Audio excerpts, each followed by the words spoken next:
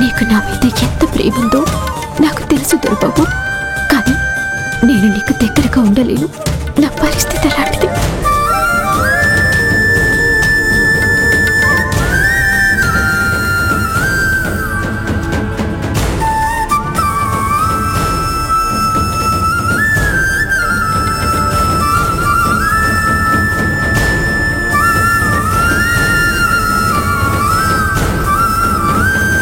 జ్యోతి నాకిచ్చిన మాట కోసం రాజీవ్కి దూరంగా ఉండడానికి ప్రయత్నిస్తోంది. కానీ రాజీవ్కి జ్యోతి అంటే ప్రాణం. అంత తొందరగా దూరం చేసుకోవడం. జ్యోతి ఎంత రాజీవ్ని దూరం పెట్టాలని చూసినా రాజీవ్ వదులుకునేలా లేడు. మరి శ్రావ్య పరిస్థితి ఏంటి?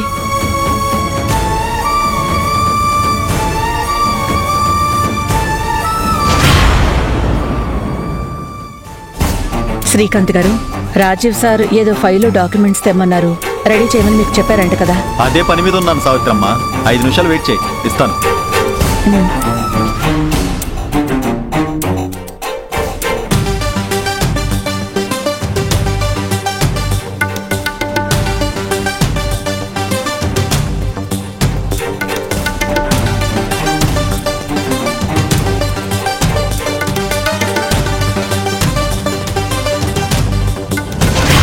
అమ్మా, నేను నిన్ను అమ్మ అని పిలిచాను. ఎప్పటికీ నీకు కూతురులాగే ఉంటాను. నువ్వు చెప్పింది ఏదైనా మాట తప్పకుండా చేస్తాను. ఇప్పుడు ఇది ఎందుకు చెప్తున్నావు? దొరబాబుకి దూరంగా ఉండటానికి నా ప్రయత్నం నేను చేస్తూనే ఉన్నాను.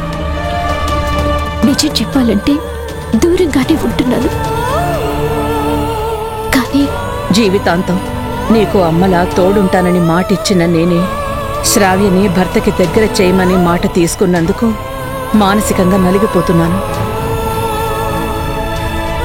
నీ ప్రయత్నం నువ్వు చేస్తున్నావు. కానీ రాజీవ్ తన గుండెల్లో నిన్ను ప్రాణంగా పెట్టుకున్నాడు. నీ మనసులో నుంచి రాజీవ్ని దూరం చేయమని అడగలను గాని తన మనసులో నుంచి నిన్ను దూరం పెట్టమని నేను తనకి చెప్పలేను కదా.